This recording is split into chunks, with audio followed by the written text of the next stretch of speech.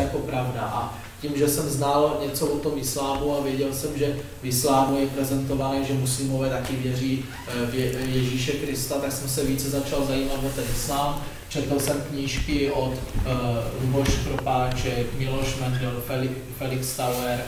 Potom jsem se dostal do kontaktu s balkánskými muslimy, kteří žili v Novém Jičíně. A tam vlastně jsem si postupně rozšířoval své znalosti o islámu, což mě potom v 18 letech přivedlo do muslimské komunity, kde jsem vlastně na takovém jakoby jejich shromáždění, takový, oni tomu říkali kongres, kdy se setkávali vždycky na konci roku, oficiálně přijal islám a poté jsem po nějaké době cestoval do Německa mezi turecké muslimy. Tam jsem poprvé vlastně v tom Německu, kde jsem strávil necelý rok, tak tam jsem poprvé se dostal do reálné zkušenosti s tím, že tak jak v křesťanství existují různé směry i v tom islámu, konkrétně mezi těmi Turky je to spíš takovej, bych řekl dnešními slovy, takový islám kombinovaný s tureckou předislámskou kulturou a náboženstvím, takže oni jsou úplně něco jiného než třeba arabští muslimové. No a když jsem se potom vrátil vlastně z Německa zpátky do České republiky a byl jsem nějakou dobu na Jižní Moravě, kde jsem se usadil, tak vlastně jsem tím, že jsem se zapojil do života té komunity, tak jsem zároveň i víc a víc se vzdělával v otázkách islámu, protože ta politika v té době té muslimské komunity byla taková, že ať už šlo o konvertity k islámu, konvertitky k islámu nebo o rodilé muslimy, kteří se třeba přistěhovali do České republiky a až tady začali praktikovat ten islám, tak ta jejich politika byla, že vlastně jim stačí se jenom modlit, stačí jim jenom, když umí držet půst a otázky, které jsou z našeho pohledu kontroverzní, tak oni příliš v té době nechtěli s těmi lidmi rozvádět, protože, jak říkal například z Bratislavy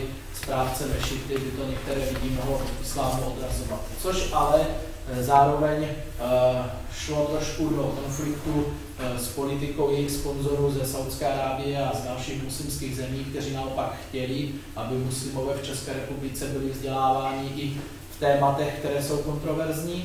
Takže vlastně tím jsem se z jedné stránky dostával k věcem, které mi čím dál více byly proti srstí a proti vlastně mému myšlení o Bohu a o člověku. A zároveň tam byla ta situace, že v té době jako vlastně aktivní muslim jsem se snažil samozřejmě obhajovat ten islám, takže když jsem narazil na různé obvinění vznesené jak vůči islámu nebo například vůči Mohamedovi, tak jsem pátral o tom, kde je ta pravda. A to pátrání mě samozřejmě přivedlo z jedné stránky k tomu, co o počátcích islámu píšou třeba orientalisté a zároveň k tomu, co o počátcích islámu píšou samotní muslimové. Což vlastně je, když vám tady jenom ukážu, je takové třeba jedno konkrétní téma je samozřejmě, nebo jedno z velkých témat je postava Mohameda a jeho chování a jeho myšlení a tam už samozřejmě jsem začal narážet na první věci, které byly jinak, než jak je to odprezentováno buď v samotné propagandě těch muslimů, nebo i u některých orientalistů. Muslimové například v češtině vydali knížku Mohamed posel Boží, která vypadá takhle, je to egyptská varianta, ta česká varianta má jiný obal. Tato varianta je egyptská, vytištěna v Egyptě a distribuována do různých letovisek, aby se k tomu mohli dostat turisté, kteří tam jezdí. A samozřejmě tady se člověk dočetl o Mohamedovi jenom to nejlepší a jak mu vlastně všichni chtěli ubližovat a jak vlastně on nic špatného neudělal a když už použil násilí, tak to vždycky byla reakce na násilí druhých. Jenomže potom máte například knihu, která už je určená pro samotné muslimy, je to teda překlad do češtiny, nebo spíš takový výtah, protože ten originál má několik tisíc stránek. Je to Život Mohameda od Ibn Isháka, kde už člověk samozřejmě čte trochu jinak popisovanou tu historii, než jak ji popisují pro ty nemuslimy. Takže samozřejmě, když jsem potom díky tomu, že mi někteří mý přátelé pomáhali s překlady z arabštiny, protože vlastně spousta těch věcí je v arabštině, nedá se najít ani třeba v angličtině a podobně, Takže vlastně jsem narážel na to, že čím dál více se ta postava toho Mohameda vykreslovala úplně jinak, než jak ji třeba prezentují muslimové nebo někteří orientalisté. A čím více jsem na to narážel, tak vlastně jsem si tím více uvědomoval, že spousta těch obvinění vznesených vůči Mohamedovi nebo vůči islámu je sice z jedné strany přehnaná, ale má reálný základ. Vychází z reálných věcí, které jsou v samotných knihách muslimů, což mě přivedlo k tomu, že vlastně jsem se chtěl dozvědět více o těch podmínkách, v kterých ten islám vznikl, takže jsem se více začal zajímat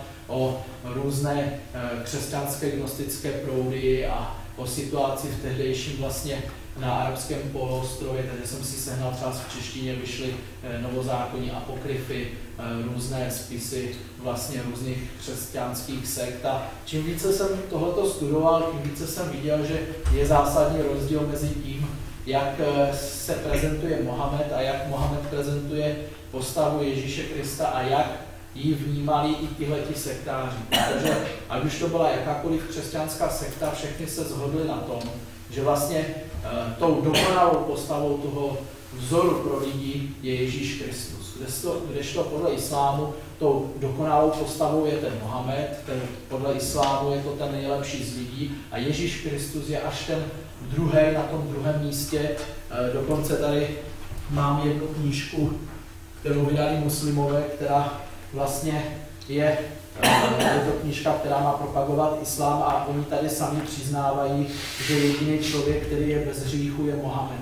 Že i Ježíš je vlastně vnímán jako ten, který nese hřích a to je v tom, že vlastně obvinují křesťany, že uctívají Ježíše z pohledu islámu, že uctívají Ježíše místo Boha, což je teologická hříčka, protože vlastně Mohamed dokázal pochopit základní křesťanské učení, ať už o trojici, o vtělení a o smrti Ježíše na kříži. No a když jsem tohleto vlastně čím dál více si srovnával tyhle ty informace, tak jsem vlastně dospěl k poznání nejprve v tom, že vlastně spousta lidí i v dnešní době má lepší morálku, než jakou měl Mohamed. Proč by teda Mohamed měl být vzorem dokonalosti pro všechny lidi a nejlepší z lidí po celou existenci lidstva? No, samozřejmě jsem dospěl k tomu přesvědčení, že je to nesmysl, že, jak říkám, spousta lidí má lepší tu morálku než ten Mohamed, protože to, co je popisované, že Mohamed dělal, ať už to jsou různé jeho chování vůči například ženám, kdy vlastně ženy poražených nepřátel si bral jako sexuální otrokyně, nebo jeho chování vůči jeho nepřátelům, kdy nechával kritiky, kteří ho kritizovali, zabíjet i za pomoci lží. Tak tohleto všechno vlastně mě ukázalo ten islám z jiné stránky, než jak ho v té propagandě prezentují ti muslimové, nebo jak ho prezentují někteří orientalisté a zároveň mě to přivedlo k tomu, že jsem si říkal jako tak OK, stát se tím muslimem byla chyba, ale jak je to teda s tím křesťanstvím. Takže více jsem se zajímal četl jsem různé články na různých křesťanských webových stránkách, četl jsem na počátku nejvíce, co jsem se zajímal, co mě zaujalo, bylo Janovo evangelium a vlastně to mě přivedlo zpátky ke křesťanství, protože jsem si uvědomil, že jestli je někdo pro mě vzorem toho správného člověka, tak je to pro mě ten Ježíš Kristus a vlastně teda později potom v pozdějším období, když jsem si sehnal tuhletu knížku, jmenuje se to Izák Syrský, jeho duchovní odkaz, tak asi nejlépe ty moje pocity vyjádřuje ten Izák Syrský, což je vlastně svatý pravoslavné církve, nebo vlastně ty katolické církve, protože je to z období, než se ty církve rozdělily, tak je to vlastně jeho popis, že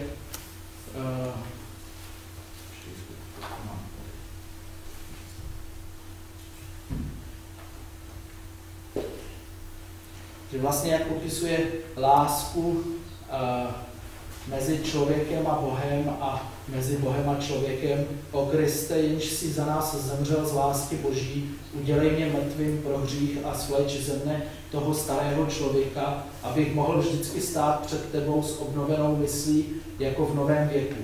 Bože, tebe ani nebesa nebes nemohou pojmout. Bože, jenž jsi vyvolil chrám myslí, aby se z něm usídlil. Učiň mě nádobou tvé lásky, kterou, když okusili svatí, zapomněli na sebe a stali se blázni pro tebe a po veškerý čas se s tebou spojili v opojené touhy po tobě a nikdy více se neohlédli zpět. Když byli hodní toho sladkého pramene žíznice po tvé lásce, omámil si je úžasem před svými mystériemi. A to je vlastně jedna z věcí, kterou jsem si uvědomil, že v tom islámu mi pořád chyběla. Ze začátku jsem si to tolik neuvědomoval, cítil jsem to později, jsem si to uvědomoval. A to je téma vlastně Bůh a jeho vztah k člověku, přesně řečeno ta láska Boha k člověku, protože v islámu neexistuje nic jako láska Alláha k člověku, který třeba je hříšný, což je opak oproti křesťanství, protože jak tady píše Izák Syrský, tak i hříšník, i Bůh, nebo Ježíš miluje i ty hříšníky, kdežto v Koránu je řečeno, že Alláh hříšníky nenávidí, že nenávidí každého, kdo je neposlušný Mohamedovi a Alláhovi. No a tohle to vlastně všechno, řekl jsem to velice stručně, potom třeba z diskuzí rozvedu, co vás může zajímat. Tohle to vlastně všechno přivedlo k tomu křesťanství. Druhý blok bych udělal na téma vlastně toho islámu. Takže nejprve jenom k muslimům.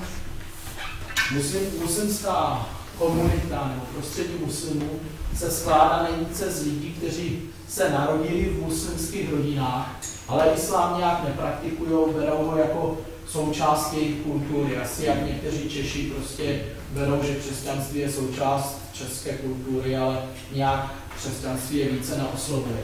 Potom více je muslimů, kteří ten islám berou jako své náboženství, praktikují ho, ale praktikují jenom vlastně svoje pojetí islámu, kdy vynechávají spoustu věcí, které bychom zařadili do kolonky politický islám. A nejméně je těch muslimů, kteří ten islám berou doslovně, tak jak je v Koránu a v Mohamedových výrocích, kteří berou ho nejenom jako náboženství, ale berou ho i jako politický systém.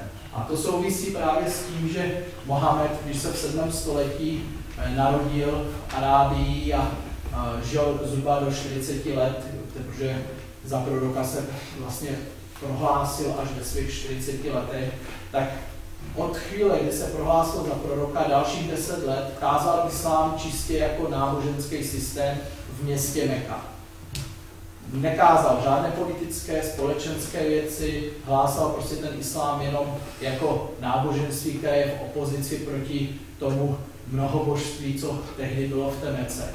Příliš se mu tam nedařilo, získal kolem 100 stoupenců převážně z chudších vrstev a ta situace pro něho byla čím dál více komplikovaná, protože vlastně on byl stále více agresivní vůči těm lidem z Meky, kteří tam uctívali různé modly, takže oni mu tu agresivitu vraceli tím, že taky jako ho bojkotovali ekonomicky a případně, když on je urážel, tak oni ho uráželi zpětně a v té situaci vlastně za ním dorazili lidé z města Medína, které leží zhruba 300-400 km od Meky a tito lidé z Mediny přišli za Mohamedem kvůli tomu, že Mohamed se prohlašoval, že je další z řady židovských proroků. A protože v městě Medína žili Židé a Arabové vedle sebe, měli spolu konflikty a ti Židé neustále mluvili o tom, že přijde Mesiáš, který vlastně ty Židy povede a stanou se vítězi nad těmi Araby, tak vlastně ti Arabové, když slyšeli, že se v Mece objevil prorok, který o sobě tvrdí, že je pokračovatelem židovských proroků, tak se rozhodli jít a zjistit situaci, jaká je a případně získat toho proroka, toho Mohameda na svou stranu dříve, než by ho získali Židé. Takže když přišli ti lidé z Medíny do té Meky a jednali s Mohamedem a nabídli mu, aby se Mohamed přestěhoval z Meky do Medíny a stal se jejich vůdcem, tak Mohamed, protože si asi uvědomoval, že by to pro něho byl zásadní krok, tak hned na to nepřistoupil. Nejprve poslal několik svých nejvěrnějších do Medíny, aby mu tu situaci osondovali, aby tam ten islám mezi těmi Araby hlásali a dali mu vědět, jestli je to dobrý tah přesunout se z té Meky do Medíny. Což po nějaké době k tomu došlo. Mohamed se rozhodl, že v Mece je jeho situace neřešitelná, že tam už lepší prostor pro sebe nezíská, více věrných nezíská a rozhodl se odejít do té Medíny. Tohleto jednak muslimové označují za počátek svého letopočtu, takzvanou hidžru, kdy Mohamed se odstěhoval z Meky do Medíny, ale zároveň je to i zásadní předěl v islámu. Protože, jak jsem říkal předtím, ten islám v té Mece byl hlásaný jako náboženství. Když Mohamed přišel do Medíny, stal se nejenom duchovním vůdcem té komunity, ale i jejím politickým a společenským představitelem. Takže období islámu v Medíně už tolik náboženství neřeší, řeší více společenské záležitosti, různé předpisy a různé reakce na různé situace, což vedlo k tomu, že vlastně v Medíně Mohamed jako prostředník Alláha muslimům dovolil vést násilné výpady vůči nepřátelům, ospravedlňoval to tím, že vlastně muslimové byli údajně vyhnáni z Meky, proto mají právo přepadávat Mekánce a jejich spojence a obírat je o majetek. Což vedlo k tomu, že došlo k několika střetnutím mezi Mohamedem Mekánci, mezi spojenci Mekánců, zatímco Mekánci se ve své podstatě nekoordinovaně bránili těm Mohamedovým výpadům, tak Mohamed pragmaticky postupně likvidoval všechny spojence Meky, které buď získával na svou stranu, nebo je likvidoval úplně, že když byli poraženi, tak je prodával do otroctví a podobně, což vedlo k tomu, že v Medíně postupně zlikvidoval všechny židovské kmeny, které v Medíně bydlely, tak ty Mohamed zlikvidoval, některé úplně vyvraždil, některé vystěhoval, některé prodal do otroctví. Po dalších zhruba 10 letech tahle situace skončila tak, že Meka zůstala prakticky bez nějakých silnějších spojenců. Naopak Mohamedovi se podařilo pod svým vedením shromáždit velmi silný svaz spojenců různých kmenů a různých oáz, až nakonec využil jedné situace, kdy došlo k incidentu mezi jeho spojenci a spojenci Meky a jeho armáda vyrazila proti Mece. Mekánci si uvědomili bezvýhlednost své situace a místo boje zvolili jednání, kdy vlastně vyslali delegaci za Mohamedem, aby s ním jednala o podmínkách kapitulace. Vlastně k té situaci se traduje takový výrok jednoho z mekánských představitelů, že zjistili, jako on řekl, zjistili jsme, že Mohamed je dobrý vůdce, ale jestli je prorok, nevíme. A Mohamed těm Mekáncům řekl, že pokud všichni přijmou islám, tak jim odpustí všechno, co se stalo předtím a naopak jim dá důležité pozice v rámci vznikajícího islámského státu. Což vlastně oni přijali, takže Mohamed vstoupil do Meky, zničil všechny modly kolem Káby, vykonal obřady, které dneska muslimové vykonávají v rámci poutě Hadž a vrátil se zpátky do Medíny, kde za necelé 2 roky zemřel. To byl vlastně ten počátek islámu za života Mohameda. Samozřejmě, když Mohamed zemřel, tak spousta arabských kmenů řekla, no my jsme sice byli muslimové, protože to pro nás bylo výhodné, protože Mohamed to po nás chtěl, abychom byli jeho spojenci a aby nám neubližoval, ale teď, když Mohamed zemřel, tak my už muslimové nechceme být. V islámské historii se tomu říká války al-Ridá, války odpadnutí, trvalo to zhruba 2 roky a ti, kteří zůstali věrní vlastně Mohamedovu učení, postupně porazili všechny ty, kteří od toho učení odpadli a nechtěli se islámské nadvládě podřídit a protože to byli arabští pohané, tak měli vlastně jediné 3 možnosti. Buď znovu se vrátili k islámu, buď utekli, nebo je muslimové všechny vlastně pozabíjeli, protože jako pohané neměli jinou možnost. V rámci toho, co třeba znáte z médií, když se mluví o džihádu nebo o válce podle zásad islámu, tak tam vlastně pohané nemají v tom původním chování těch původních muslimů nemají pohané jinou možnost, než vlastně utéct, přijmout islám nebo jsou zabití. Potom z té Arábie muslimové expandovali jednak jedním směrem do Byzantské říše, druhým směrem do Perzie. Perzii se jim podařilo velice rychle rozvrátit, to území dobít. V případě Byzancie sice dobyli Palestinu, Sýrii, Egypt a postupovali kolem Středozemního moře k Atlantiku, ale naopak za Sýrií v tom území, kde je dnešní Turecko, tam se Byzantincům podařilo muslimy zastavit, takže Byzantská říše dokázala potom přežít ještě pár staletí.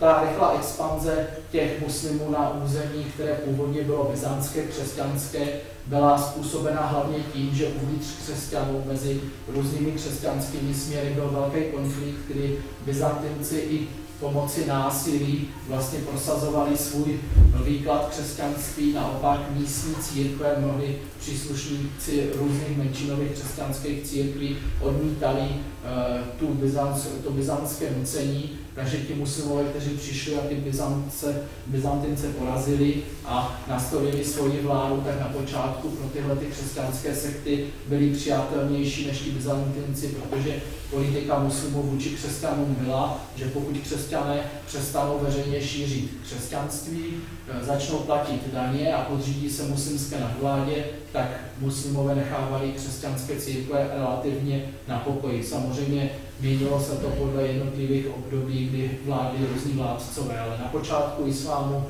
za Mohameda a jeho prvních nástupců byla taková situace, která spoustě těch křesťanských sekt vyhovovala, takže oni spíš těm muslimům pomáhali proti těm Byzantincům, protože ti Byzantinci byli oproti těm muslimům v té době mnohem méně tolerantní.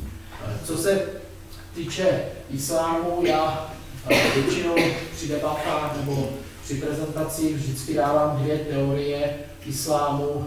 Je to vlastně, když si vezmeme, že tohleto je původní islám a tohleto je takzvaný umírněný islám, tak ta první teorie multikulturalismu říká, že vlastně čím více se vzdalujete od umírněného islámu, tím více se dostáváte do radikalismu.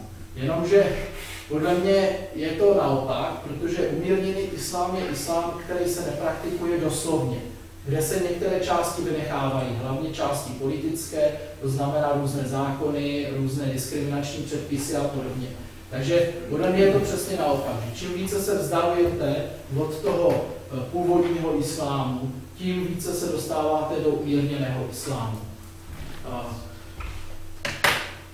Co se týče asi největších rozporů mezi islámem a křesťanstvím, já tady mám dvě propagandistické knížky, které vydali muslimové, Ženy v islámu a ženy v židokřesťanské tradici a islám a křesťanství v Biblii. Jsou to knížky, ke kterým se můžete dostat i vy, pokud například vaši vyučující vás vezmou na exkurzi do českých mešit, protože oni to tam běžně rozdávají studentům. Asi ten nejzásadnější rozdíl, bych řekl, v té teologii je v tom, že vlastně podle islámu všechno, co bylo před Mohamedem, všechna učení, ať už je to židovství nebo křesťanství nebo jakékoliv jiné učení, jsou Mohamedem zrušena a platí jenom ta Mohamedova tradice. To znamená, že Mohamed neuznává ani trojici, neuznává ani ukřižování Ježíše, jeho zázračné vzkříšení, islám vlastně neuznává, že je tady nějaká situace, která vyžaduje vlastně řešení tím, že přichází vlastně Bůh na zem prostřednictvím Ježíše. Podle islámu vlastně tohle to všechno není, protože islám je velice takové jednoduché, někdo říká pouštní, já bych řekl spíš některým židovským sektám podobné náboženství, které vlastně neřeší duchovno, neřeší otázky nějaké mystiky, jak třeba známe mystiku v rámci křesťanství, jak už je to svatý František, ale vlastně islám říká, že člověk nemá přemýšlet o Bohu, nemá přemýšlet o víře, má jenom doslovně dodržovat to, co Mohamed nařídil a vlastně tímhletím doslovným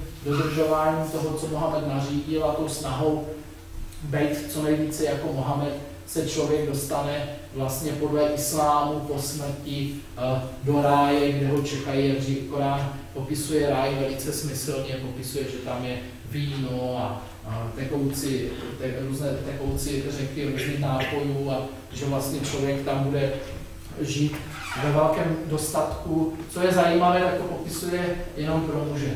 Já osobně jsem nikdy nenašel ani v Koránu nic, co by popisovalo nějaké lákadlo pro ženy do toho ráje. Možná to souvisí s tím, že islám vlastně tím, že se zaměřoval na ty muže jako ty nositele toho islámu v rámci toho ozbrojeného boje, tak je potřeboval nějak mobilizovat, tak je mobilizoval tímhletím, kdežto ty ženy byly v rámci toho islámu odsunuté na vedlejší kolej. A když jsem se jednou bavil s jedním muslimským teologem, tak on mi řekl, že nevím teda, odkud to vzal, ale řekl mi, že pro správnou muslimku bude nejlepší odměna, když bude v ráji manželkou svého muže. Jo, takže jako i bych řekl, že islám je víc, na rozdíl od křesťanství je víc takové, jako, že rozděluje muže a ženy na dvě různé vrstvy, kde například Mohamed v jednom výroku říká, že většina obyvatel pekla budou ženy. Což si myslím, že když si vezmeme křesťanství, tak křesťanství se staví k člověku jako k člověku. Neřeší tyhle nějaké rozdíly, protože nemělo potřebu. Možná bych ještě řekl jednu důležitou věc, a to je, že na vznik islámu, to, co jsem teďka říkal o tom vzniku islámu, co jsem se dozvěděl od muslimů, tak toto všechno je muslimská interpretace toho, co se mělo odehrát na počátku vzniku islámu. Když si vezmete orientalisty, v češtině bohužel toho moc není, možná Ivan Hrbek, občas Miloš Mendl trošičku do toho zabrouslí, ale třeba západní orientalisté nebo i středoevropští, jako z Maďarska, Ignác Goldziher, Notke a podobně, tak oni vlastně popisovali, že o tom vzniku islámu z nezaujatých zdrojů, to znamená ze zdrojů, které nejsou muslimské, prakticky nic nevíme. Dokonce existují prameny historické, které popisují, že na počátku islámu tu situaci jinak, než to popisují muslimové. Takže to vypadá, že například Mohamed byl naživu v době, kdy muslimové tvrdí, že byl už po smrti, ale celkově těch pramenů je tak málo, že například Robert Spencer, což je americký kritik islámu, poukazuje na to, že můžeme pochybovat i o tom, jestli vůbec nějaký Mohamed existoval, jestli si ho vlastně ti Arabové zpětně nevytvořili. A vlastně i když studujete kriticky muslimské prameny, zjistíte, že těch rozporů, jak to popisují muslimové na počátku islámu, těch rozporů je tolik, že opravdu je velmi těžké říci, jak to na počátku islámu bylo, pokud teda odmítnete tu muslimskou verzi, protože ty události byly kolikrát rekonstruovány s odstupem 100-200 let. Takže si představte, že s odstupem 100-200 let někdo začne řešit, co se stalo před 100-200 lety. Jo? Takže ta situace už těch pramenů v té době bylo mnohem méně než dnešní, takže vznikalo hodně mýtů a díky tomu i je taková situace, která vlastně například v křesťanství tak vyostřena není, a to je ta, že jednotlivé muslimské proudy, jednotlivé muslimské sekty mají mezi sebou velmi zásadní rozdíly, ať už je to v teologii, v popisu historie. A toto všechno ukazuje na to, že na počátku toho islámu opravdu asi nebylo moc těch zpráv a byly zpětně vymýšlené. Takže vlastně takzvané Mohamedové výroky, hadísy, co muslimové začali zhromažďovat nějakých 100-150 let po Mohamedovi, aby dál rozšiřovali ty náboženské zdroje, protože ten Korán už nestačil. Ty Mohamedové výroky mají kolikrát tak protichůdný obsah, že prostě není možné, i když muslimové tvrdí, že jsou to pravdivé výroky Mohameda, tak není to možné, protože ten obsah je tak rozporuplný, že to by pak museli být dva Mohamedové, jo, když to řekli jednoduše. Takže to je jenom, to téma je strašně veliké, já bych teďka nechal spíš prostor vám, ať se ptáte, co vás zajímá, když budu vědět, rád odpovím, ale to samotné téma, kdybych měl jít do detailu, tak by bylo na několik hodin, což na to ten čas není. Takže prosím, dejte se, co vás zajímá. Můžu se zeptat, kolik je zhruba tady těch rodin, nebo rodin? Jako muslimů? Jo. Jako v České republice? tak oficiálně žádná statistika neexistuje. Sčítání obyvatelstva je velmi nepřesné. Podle sčítání obyvatelstva je tu údajně kolem 3000 muslimů, což jsou lidé, kteří se k islámu přihlásili. Podle muslimů je jich tady 20 až 50 tisíc. Podle ministerstva vnitra z roku 2006, jejich odhadu, je tady zhruba 10 000 muslimů. Takže vidí, ty počty jako velmi kolísají a je velmi těžké zaprvé určit to množství těch muslimů v České republice právě z toho důvodu, že, jak říkám, pro toho muslima, který doslovně dodržuje ten islám, tak vlastně ty další dvě skupiny muslimů oni nepovažují za muslimy. Jo? Takže když se jich zeptáte, tak pro ně je těch muslimů pár. Zase pro naše úřady je každý, kdo se narodil v muslimském světě, na to v těch dokladech a neřekne, že muslim není, tak ho berou jako muslima.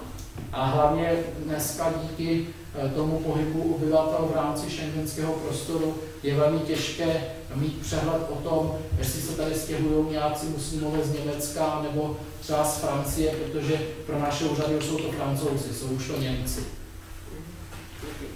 Představují ti pro náš stát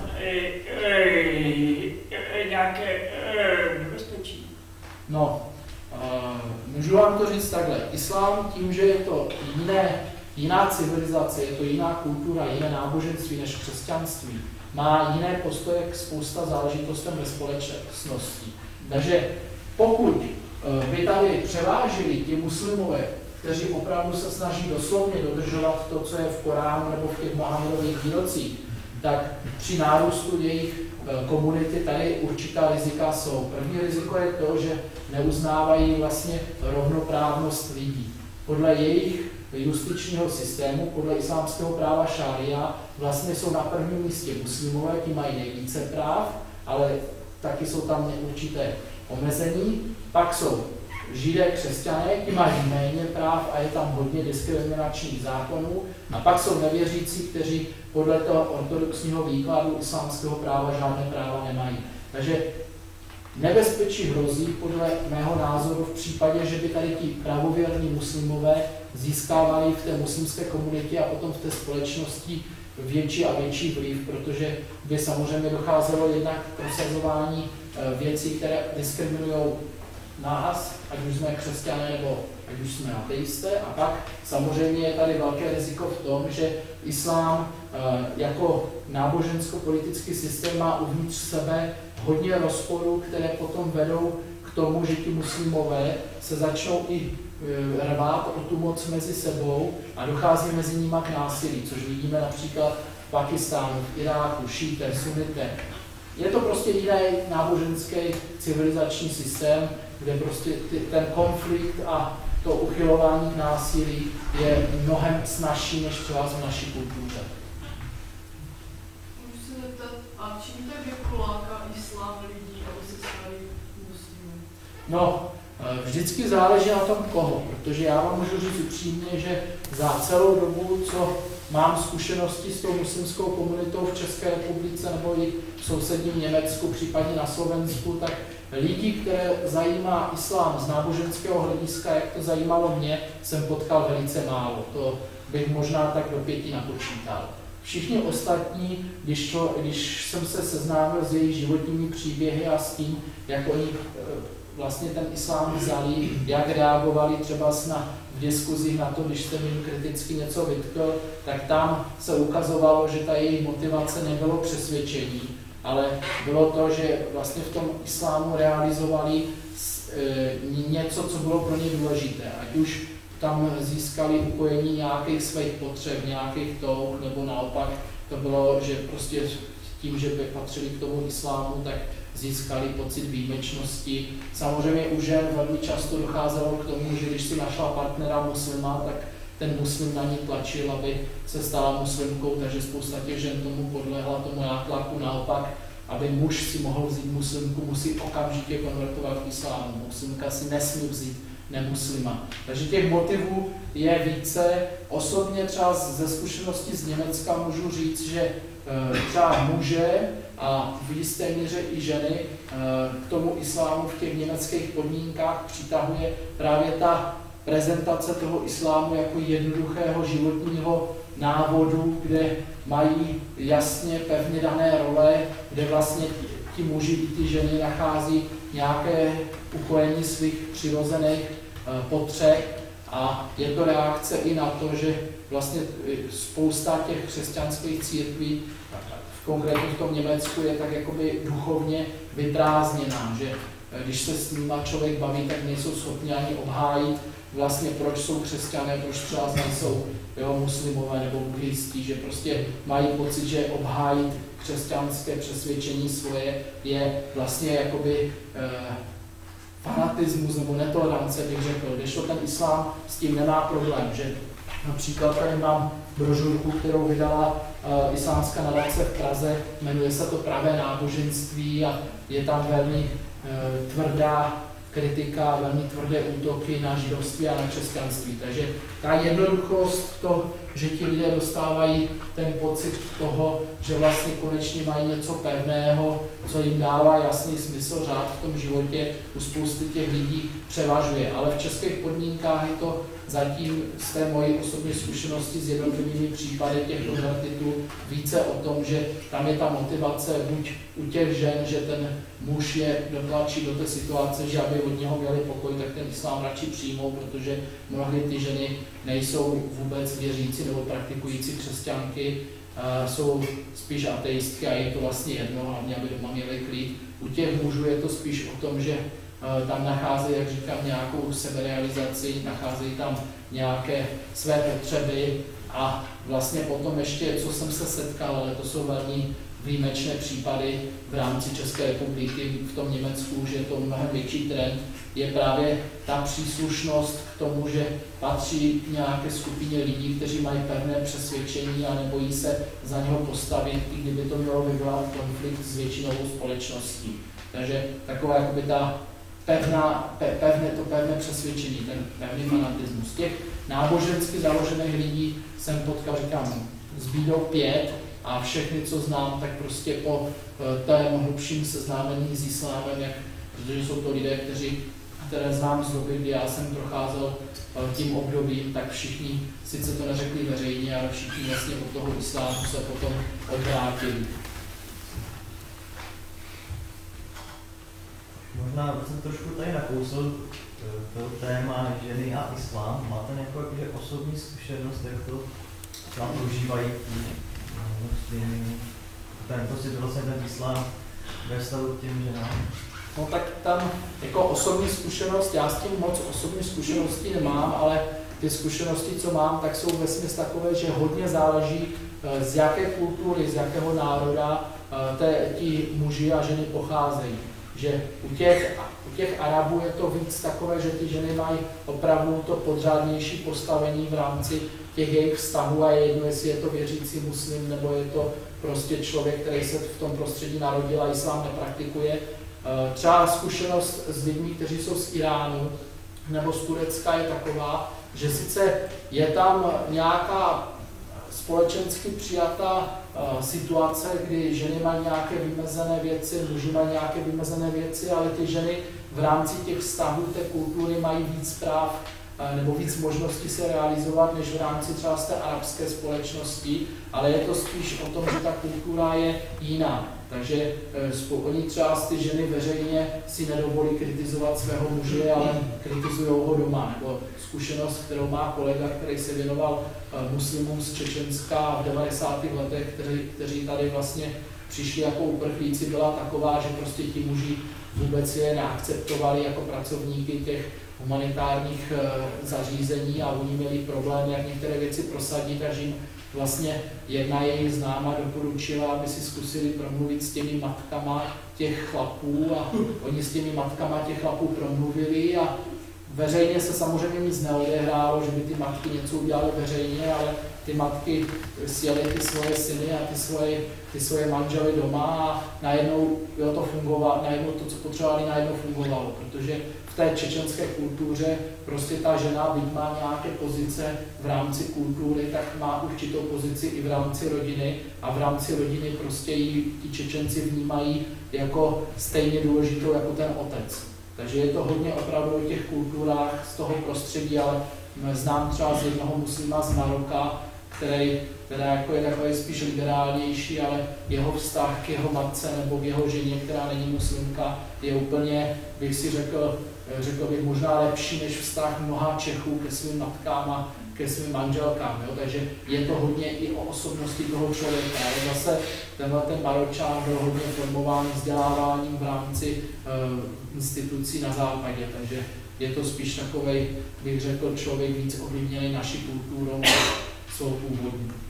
Ale když už o tom mluvím, tak třeba Berbeři, což dneska je taková směska, bych řekl, mezi islámem a pohanstvím, tak v rámci berberské kultury jsou muž a žena rovnocenní, akorát každý má přisouzené jiné role. Takže žena je vlastně jakoby strážkyně toho domovského stanu, toho domova.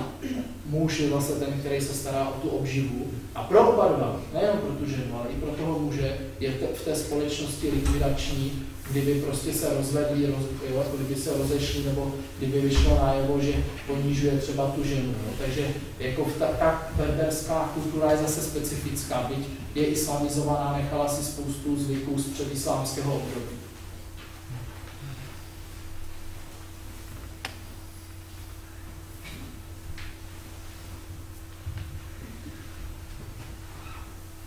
Ještě nějaké dotazy?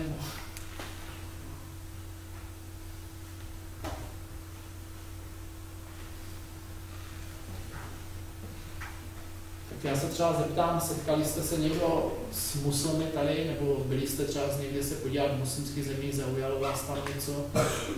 Já jsem se setkal s muslimkama v Klimkovicích, jako ještě s těma jako předočí. Myslím si, že mám ty katastrofa. To je hrůza, že to pozorují ty oči z ty kukly. To je strach, to je hrůza.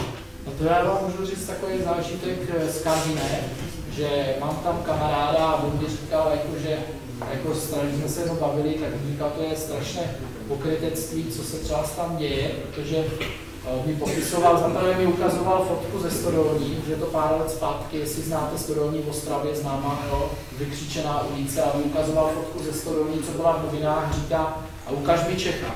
Tam byli vyfoceni 3 kluci a všichni to byli arabští návštěvníci, že jo, Dárkova, a byli trošku v podroušeném stavu, že jo. Takže to je právě to, co se hodně děje v té Karviné, Havířově a tam v okolí Klimkovic, že vlastně jednou mi říkal jeden můj kamarád, že ti muslimové, co tam jezdí na ty léčebné pobyty, jsou možná největší odpůrci toho, aby tam vznikla nějaká mešita, protože kde je mešita, tam může nad nima trošku nějaký ten společenský dohled, takhle oni vlastně tím, že tam tu mešitu nemají, tak přijedou, jo, když použiju slovo orgie, tak to trošku odpovídá reálně tomu, co oni tam vyvádějí, ale konkrétně třeba u těch žen je nejzajímavější, že tam jezdí i spousta různých takových bohatších žen z Perského zálivu a kamarád mi to právě popisoval, říkal, hele, oni přiletí na letiště, sednou do taxíku, přijedou na hotelu se úplně převlečou, že vylezou ven, že bys nepoznal, že předtím běhali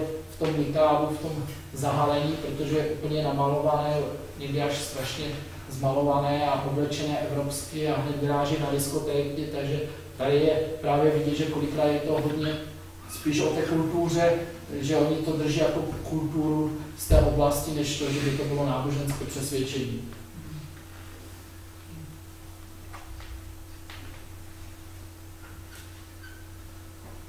Můžu se zeptat, jak je ten obřad, aby se tím? Aby se člověk stal muslimem?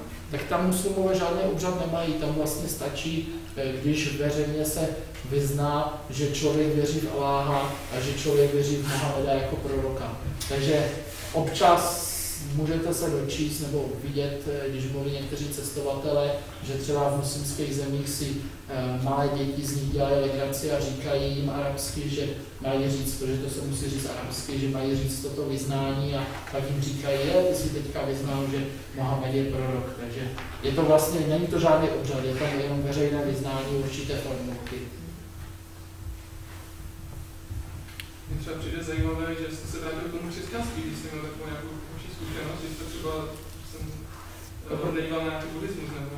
No, protože to bylo, jak říkám, já jsem tu zkušenost měl z dospívání, vlastně v rámci dospívání to byla taková negativní zkušenost a mě to, protože pro mě tam i v té negativní zkušenosti, i v tom mém poznávání křesťanství velkou roli právě hrála postava Ježíše, že vlastně já, když jsem měl tu negativní zkušenost toho dospívání, tak jsem si řekl, Ježíš přece nemůže být tak zlý, jak mi ho tady popisujou, že prostě chtěl, aby tam došlo k tomu tragickému úmrtí a tak.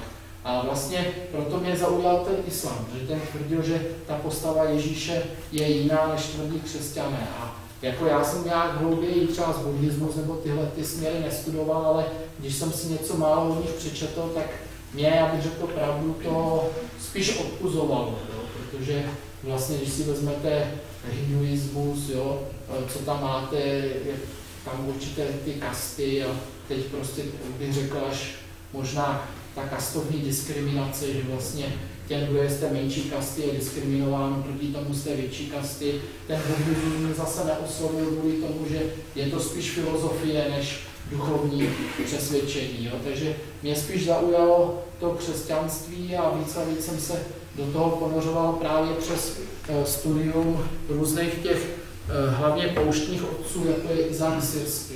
Takže pro mě osobně tohleto vyjadřuje moje vnitřní pocity jako křesťanství v té prvopodobě, bych řekl, toho počátku.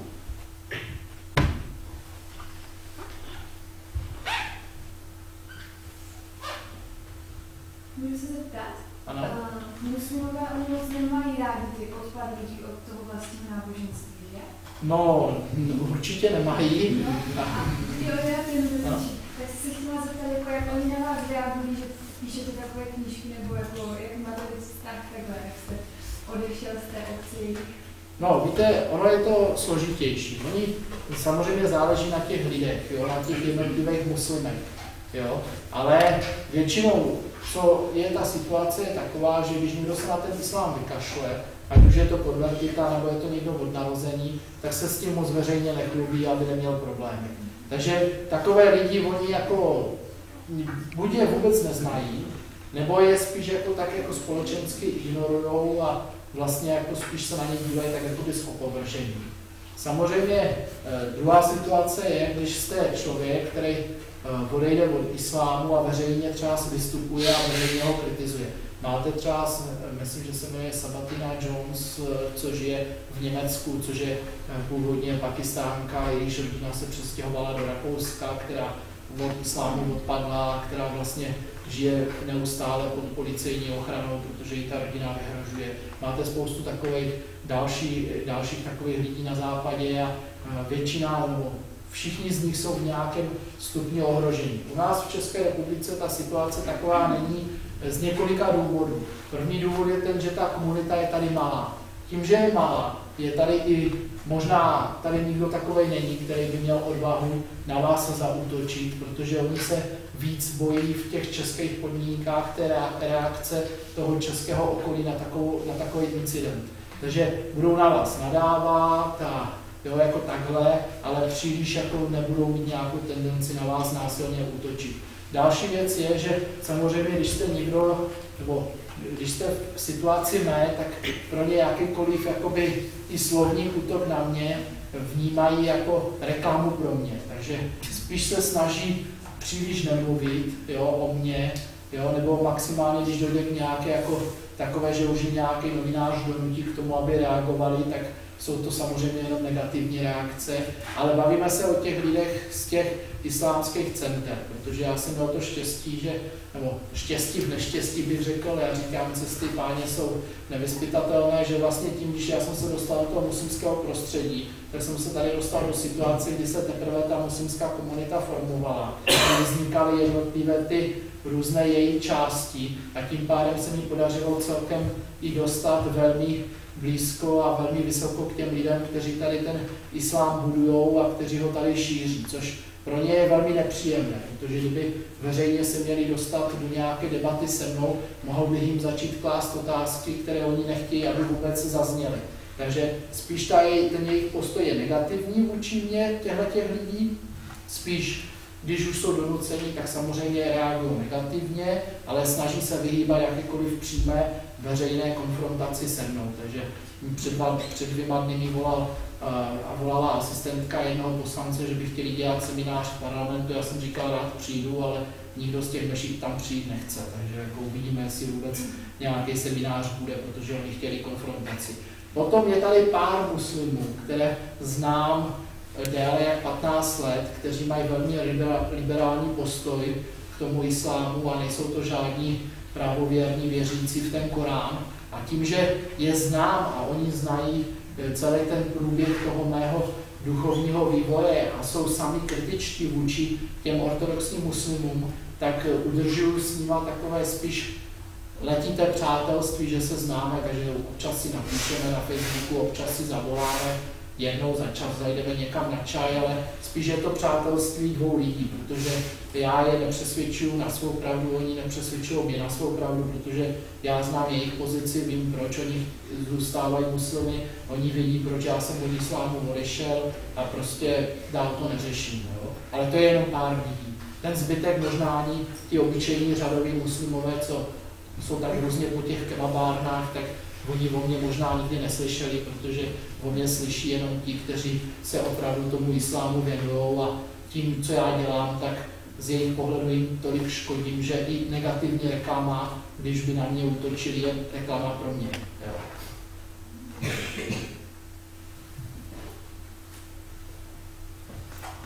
Já bych ještě měl otázku. Mě by zajímalo, já jsem teda jako zkoušel zjišťovat už tak jako nějak před delší dobou nějaké historické fakta, jak to bylo. A vím, že teda nějak 7. 8. století ty počátky toho islámu. A potom je zajímavé, že kolem teda toho přelomu tisíciletí, 1. a 2., tak Evropa to byly ještě takový barbaři, nějaké jako takové jako nic moc společnosti, nějací kníže tady Václav a podobně. A potom tam už měli jako heliocentrickou soustavu, měli tam jako objevy a v astronomii byli jako daleko před náma, v obchodě, v ekonomii, ve všem, ve vzdělání. A potom za 500 let to vyrovnalo a teďka po 1000 letech od toho období nějak jako toho přelomu tisíciletí, my jsme jako 500 let před něma, což znamená, že oni za posledních 1000 let neudělali pořádně žádný pokrok a my jsme jako Evropa jako strašně se rozvinula. Tak jak oni to vnímají jako ti muslimové? Tak to je samozřejmě, jak oni to vnímají. Ono je totiž důležité si uvědomit právě ty souvislosti, proč to tak bylo. Že vlastně ten islám vznikl v poušti. Těch pár oáz, co tam bylo, to nic neměnilo na tom, že to bylo formované tím pouštním prostředím. A vpadl islám do civilizovaného, jakby do těch civilizací. Takže sice zničil Perskou říši, ale zároveň tím, že, já tomu říkám, to je jak ve Star Treku, oni jsou jak Borgové, oni asimilují. Takže oni zničili Perskou říši, ale zároveň ji asimilovali do svého impéria. Asimilovali její kulturu, její různé ty civilizační výdobytky, to samé s tou byzantskou říší. Takže ten počátek toho islámu, to, co je tady u nás popisované jako zlatý věk islámu, bylo období, kdy ten islám, nebo ti muslimové příliš ten islám neřešili, jak ho řešit dneska. Když si budete číst muslimské historické knihy z toho období, jak to popisovali muslimští kronikáři, tak tam prakticky žádný muslimský vládce nebyl zbožný muslim. Všechno to byli alkoholici, feťáci, bychom řekli dnešními slovy.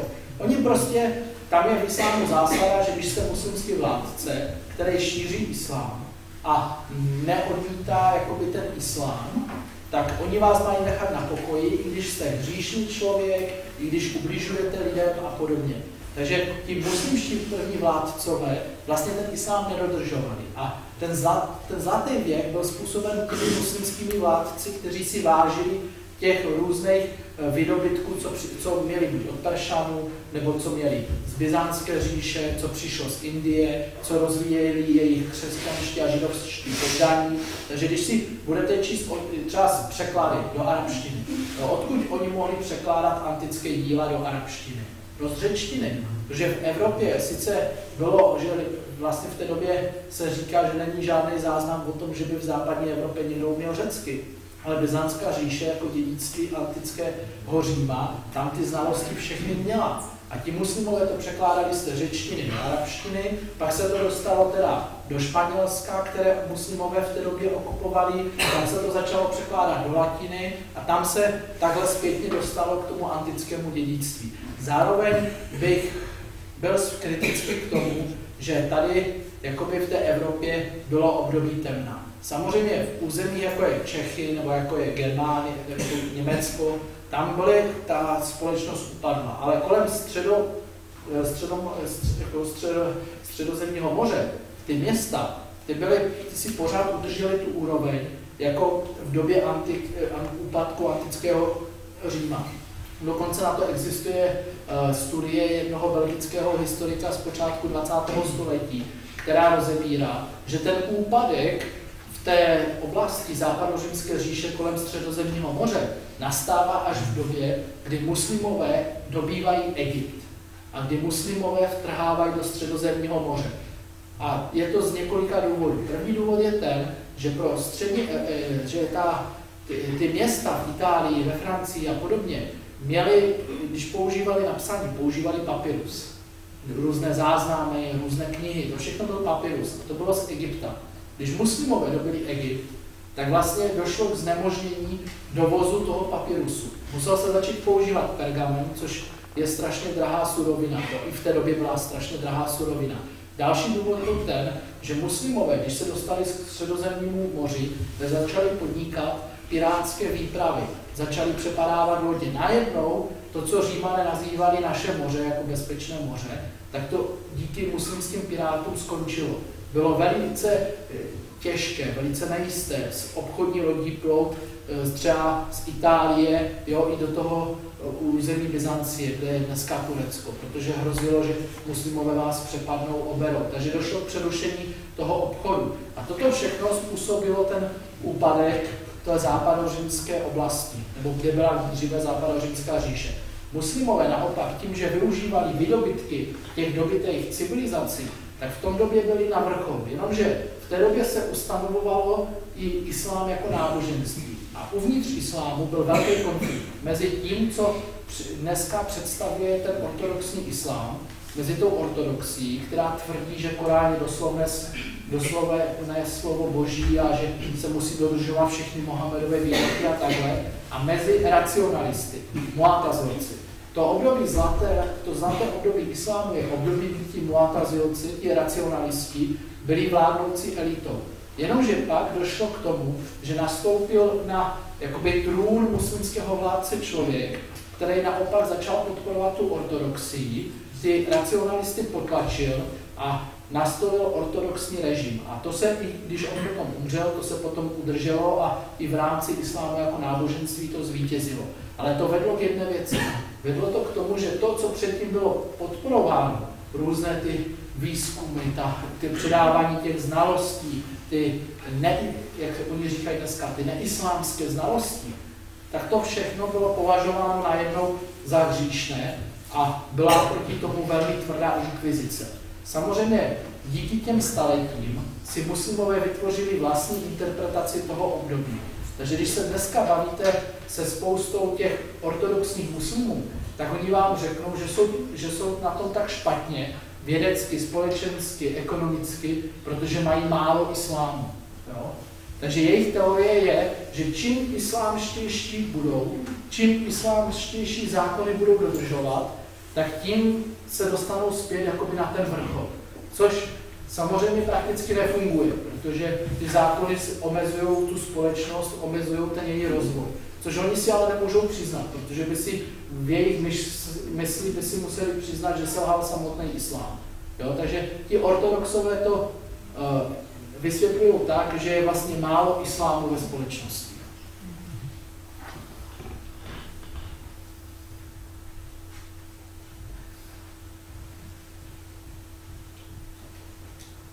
Tak já, jestli to, tak abych to teďka už ukončil a snad někdy příště, jestli vás bude to téma zajímat, nebo případně zajímá nějaké znalosti a děkuji vám za pozornost a snad se vás někdy uvidíme.